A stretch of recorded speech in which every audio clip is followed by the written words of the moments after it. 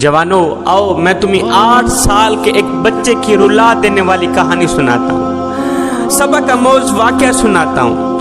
8 سال کا ایک بچہ تھا۔ ایک دن اس نے ماں کو اتنا تنگ کیا، اتنا ذلیل کیا کہ ماں خفا ہو کر، ناراض ہو کر، روٹھ کر بیٹے کو تھپڑ مار کے دھکے دے کر گھر سے باہر نکال دیا کہ تو نافرمان بنتا جا رہا ہے، میری باتیں نہیں مانتا ہے، میرا کہا نہیں مانتا، میری نافرمانی کرتا ہے، جس کا کھاتا ہے اس کا گیت کیوں نہیں گاتا، اس کی نافرمانی کرتا ہے، تجھ سے بہتر تو وہی کمیانوں کا گدھا نکلا۔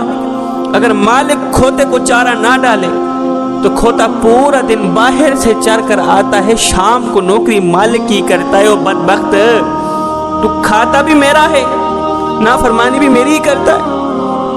یہ کہہ کر کہ میری نظروں سے اوچھل ہو جا، میری نگاہوں سے دور ہو جا، دفع ہو جا، آج کے بعد میری نظروں کے سامنے نہیں آنی، یہ کہہ کر 8 سال کے بچے کو دھکے دے کر ماں نے گھر سے باہر نکال دی، اندر سے کنڈی لگا لی۔ بیٹا جب دروازے سے باہر نکلا، روتا ہوا بچہ جب دروازے سے باہر نکلا تو روتا ہوا، کچھ سوچتا ہوا اس نے ایک گلی کی طرف رخ کیا۔ روتا جا رہا ہے، آنکھیں مسلتا جا رہا ہے، آنسو پونچھتا جا رہا ہے، کچھ سوچتا جا رہا۔ جہاں گلی ختم ہونی تھی کونے پہ کھڑا ہو کے کچھ سوچنے لگا، وہی سوچتا، سوچتا، روتا، آخرکار اس نے واپس گھر کی طرف آنے کا فیصلہ کیا۔ آہستہ واپسی کی طرف آ رہا ہے، روتا آ رہا ہے۔ جب اس نے گھر کی دہلیز پر قدم رکھا، دروازہ بند تھا، گیٹ بند تھا، گیٹ کے ساتھ ٹیک لگا کر بیٹھ گیا، تھکا ہوا تھا، کافی دیر کا رو رہا تھا۔ گیٹ کے ساتھ جیسے اس نے ٹیک لگائی، اس کی آنکھ لگی، وہیں اس کو نیند آ گئی۔ تھوڑی دیر کے بعد کسی کام کے بہانے ماں نے دروازہ کھولا، دیکھا بیٹا سویا ہوا ہے، آنکھیں چھم چھم برس رہی ہیں، روتا ہوا بیٹا سویا ہوا ہے۔ ماں کا غصہ ابھی بھی ٹھنڈا نہیں ہوا تھا، کیونکہ اس نے ماں کو اتنا رلایا تھا، اتنا تڑپایا تھا۔ ماں کا غصہ ابھی بھی ٹھنڈا نہیں ہوا تھا۔ ماں نے کہا، او بدبخت ہے، تو پھر آ گیا ہے۔ میں نے کہا دفع ہو جا، یہاں سے دور ہو جا، پھر میری نظروں کے سامنے نہ آ، تو میری نافرمانی کرتا ہے، میرا کہا نہیں مانتا۔ اب بجائے دفع ہونے کے، بجائے دور جانے کے، بیٹا کھڑا ہو گیا۔ ماں کے سامنے کھڑے ہو کر 8 سالہ بچے نے کہا، ماں جب تو نے مجھے دھکے دے کر گھر سے باہر نکالا تو میں یہ سوچتا نکلا کہ میں آپ سے کہیں دور چلا جاؤں گا، میں بازار میں بھیک مانگ لوں گا، کھانے کے لیے مجھے کچھ نہ کچھ مل جائے گا، میں کسی کے جوتے پالش کروں گا، مجھے پیسے بھی مل جائیں گے، میں کسی کے گھر کے برتن دھویا کروں گا، کسی کے گھر کی صفائی کروں گا، مجھے رہنے کے لیے جگہ بھی مل جائے گی، میں محنت مزدوری کروں گا، میں ڈیوٹی کروں گا، میں دن رات کماؤں گا، مجھے پیسہ بھی مل جائے گا۔ ماں یہ سوچتا واپس آ گیا۔ میں نے واپسی کا راستہ اختیار کیا، واپسی کا فیصلہ کیا کہ میں بازار میں بھیک مانگوں گا، مجھے روٹی بھی مل جائے گی، میں کسی کے گھر کی صفائی ستھرائی کروں گا، مجھے رہنے کے لیے مکان بھی مل جائے گا، میں کسی کے جوتے صاف کروں گا، جوتے پالش کروں گا، مجھے پیسے بھی مل جائیں گے۔ ماں بس یہ سوچتے ہوئے واپس آ گیا کہ مجھے پیسہ بھی مل جائے گا، مجھے روٹی بھی مل جائے گی، پینے کے لیے ٹھنڈا پانی بھی مل جائے گا، پہننے کے لیے اچھے کپڑے بھی مل جائیں گے، رہنے کے لیے مکان بھی مل جائے گا۔ مگر ماں تیری جیسی ماں تو نہیں ملے گی، ماں مجھے ہر چیز مل جائے گی لیکن تو نہیں ملے گی۔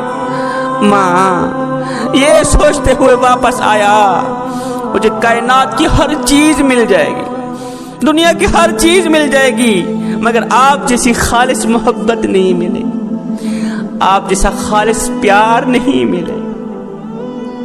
بس یہ سوچتے ہوئے میں نے واپسی کا فیصلہ کیا۔ ہائے، ماں نے بیٹے کو سینے سے لگایا، کہا، بیٹے میں کون ہوتی ہوں تجھ سے ناراض ہونے والی، میں تجھ پہ راضی ہوں، تو میری نافرمانی نہ کیا کر۔ حضرت مولانا جلال الدین رومی رحمت اللہ تعالی علیہ فرماتے ہیں، ماں جو ایک ماں جتنا پیار کرتی ہے، ایک ماں جتنی محبت کرتی ہے، اس نے بیٹے کو دھکے دھکے دے کر گھر سے باہر نکال دیا، پھر دھکے دے کر گھر سے باہر نکال دیا، تیسری بار آنے والے نافرمان بیٹے کو گلے سے لگایا، اسے معاف کر دیا۔ نادانو، تمہارا کریم رب تو تم سے 70 ماؤں سے بھی زیادہ محبت کرنے، 70 ماؤں سے بھی زیادہ پیار کرنے۔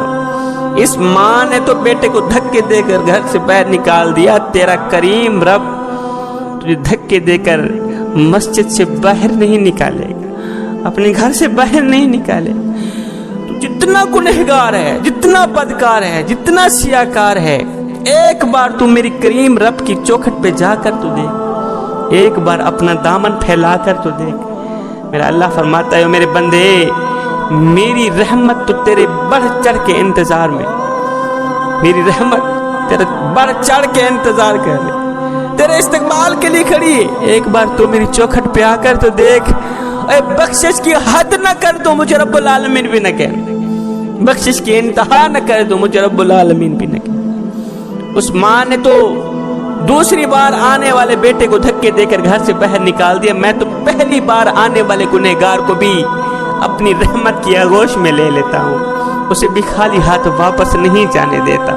میرا اللہ فرماتا ہے میرے بندے، اگر میرے دروازے پر فرعون بھی آ جاتا، میرے گھر اگر فرعون بھی چل کر آ جاتا، جو اندر سے بھی کافر تھا باہر سے بھی کافر، کالا کافر، خدائی کا دعویٰ کرنے والا، خود کو خدا کہلوانے والا، اگر وہ بھی میرے دروازے پر آ جاتا میں تو اس کو بھی معاف کر دیتا۔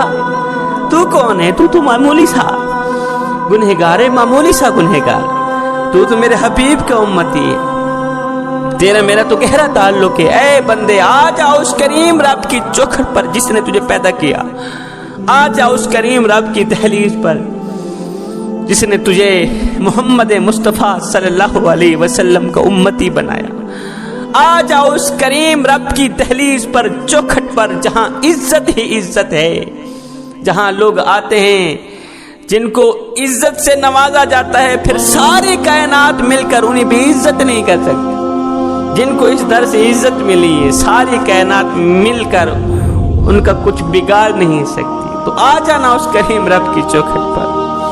ایک بزرگ تھا، اس کی آنکھوں کا آپریشن ہوا تو ڈاکٹر نے کچھ دنوں کے لیے سجدہ کرنے سے روکا، بابا جی تو نے سجدہ نہیں کرنا، سجدہ کرو گے آنکھوں پہ بوجھ پڑے گا، آنکھیں کہیں پھر سے خراب نہ ہو جائیں۔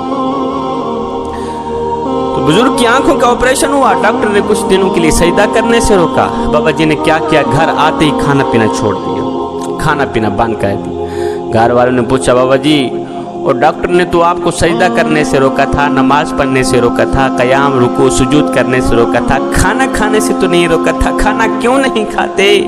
یہ سن کر بابا جی کی چیخ نکل گئی، بابا جی رو کر کہنے لگے بیٹے میں کیا کروں، جس مالک کو سجدہ نہ کر سکوں اس کا رزق کھاتے ہوئے مجھے شرم آتی۔